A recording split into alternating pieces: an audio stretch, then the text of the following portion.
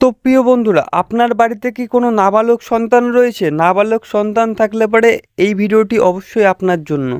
আপনাদের জন্য নতুন প্রকল্পের সঞ্চালন করেছে। এই প্রকল্পের নাম বাৎসল্য যোজনা। নাবালক সন্তান থাকলেই মাসে মাসে টাকা দেবে কেন্দ্র সরকার। বাৎসল্য যোজনায় চাইল্ড পেনশন পেতে কিভাবে আপনি আবেদন করবেন বা কোথায় গিয়ে আবেদন করবেন, সমস্ত কিছু আজকের এই ভিডিওটির মাধ্যমে আপনাকে জানানো হবে। তো আপনারা শুধু মনোযোগ সহকারে ভিডিওটি শেষ পর্যন্ত দেখতে থাকুন। এবার নাবালক সন্তান তথা শিশুদের জন্য চালু হলো বাৎসল্য যোজনা তথা এনপি বাৎসল্য শ্রম। এই প্রকল্পে সন্তান নাবালক অর্থাৎ কম বয়সী অবস্থা থেকেই প্রতি মাসে আর্থিক সাহায্য ও সরকারি সহযোগিতা পাবে। গত 18ই সেপ্টেম্বরে 2024 তারিখে অর্থমন্ত্রী নির্মলা সীতারামন এই প্রকল্প চালু করে গুরুত্বপূর্ণ পদক্ষেপ নিয়েছেন।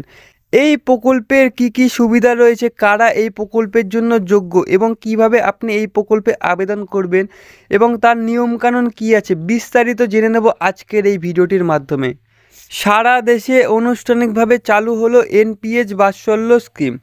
এই পেনশন প্রকল্পের অধীনে এবার থেকে নাবালক শিশুদেরও পেনশন অ্যাকাউন্ট খোলা যাবে। চলতি বছরের বাজেট পেশের সময়ে এ প্রকল্পের ঘোষণা করেন অর্থমন্ত্রী।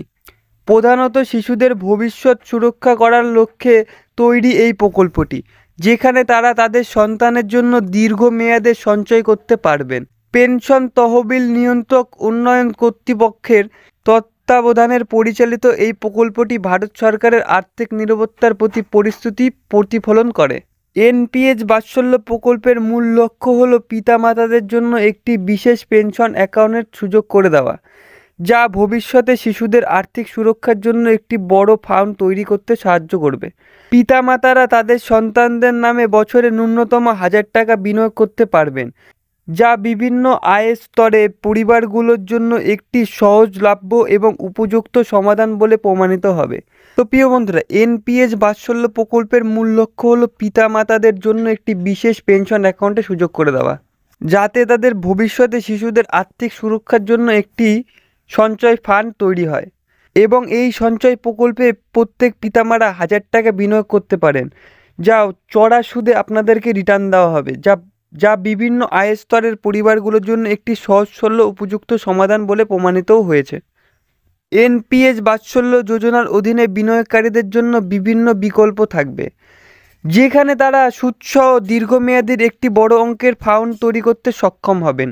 এই প্রকল্পের মাধ্যমে পিতামাতারা একটি স্থায়ী অবসর অ্যাকাউন্ট নাম্বারের প্রাপ্ত হবেন, যা ভবিষ্যতে তাদের সন্তানদের আর্থিক স্বাধীনতা নিশ্চিত করবে।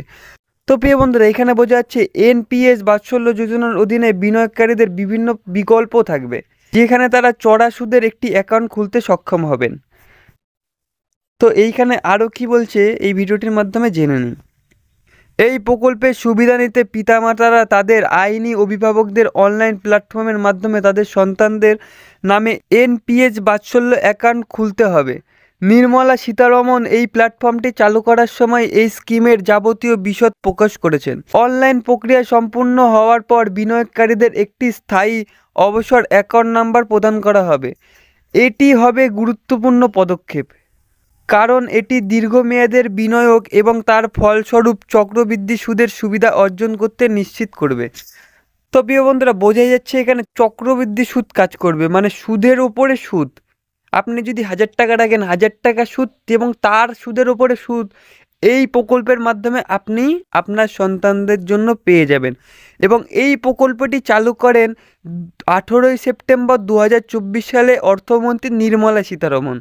প্রিয় বন্ধুরা, এবার আমরা জেনে নেব এই প্রকল্পে আবেদন প্রক্রিয়া।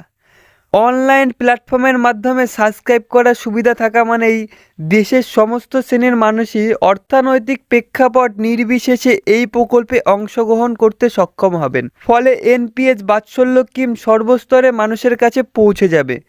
তো বন্ধুরা, বোঝাই যাচ্ছে অনলাইনের মাধ্যমে এই প্রকল্পে আপনি আবেদন করতে পারবেন এবং অনলাইন পদ্ধতিতে আবেদন প্রক্রিয়া চালু করার ফলে এটি কোনো রাজ্যে স্থগিত নেই, এটা পুরো দেশ জুড়ে ছড়িয়ে গেছে এবং গোটা দেশের যে কোনো নাগরিক এই প্রকল্পে আবেদন করতে পারেন।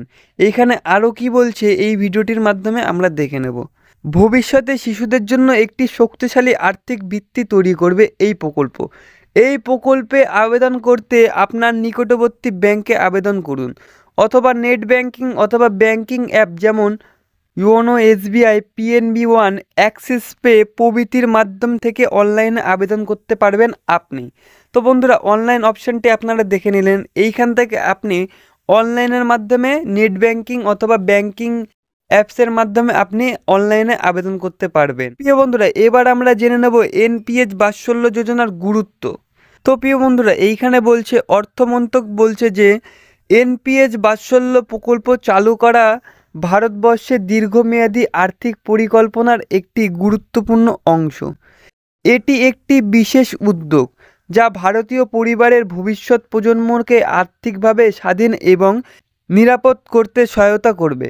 এনপিএস বাৎসল্য প্রকল্পে পিতামাতা বা অভিভাবকরা তাদের শিশুদের নামে বিনিয়োগ করতে পারলে দীর্ঘমেয়াদে তার সুদ পাওয়া যাবে। তো বন্ধুরা, বোঝাই যাচ্ছে এইখানে এনপিএস বাৎসল্য প্রকল্পে যদি কোনো পিতামাতা তাদের সন্তানের জন্য এইখানে টাকা জমা রাখে, দীর্ঘমেয়াদী সুদ মানে চক্রবৃদ্ধি সুদ তারা এই প্রকল্পের মাধ্যমে পেয়ে যাবেন।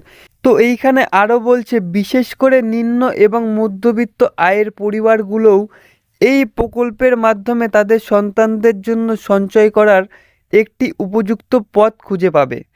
তো প্রিয় বন্ধুরা, বোঝা যাচ্ছে অর্থমন্ত্রী নির্মলা সীতারামনের এই পদক্ষেপটি পরবর্তী জেনারেশনের জন্য একটি ভালো ফলদায়ক প্রকল্প হয়ে দাঁড়াবে এবং এই প্রকল্পে আবেদন করে যে কেউ চক্রবৃদ্ধি সুদ হিসেবে তাদের সন্তানের জন্য টাকা পেয়ে যেতে পারেন। তো যাই হোক, আজকের ভিডিওটি এখানেই শেষ করছি। আপনাদেরকে অসংখ্য ধন্যবাদ জানাচ্ছি ভিডিওটি মনোযোগ সহকারে শেষ পর্যন্ত দেখার জন্য।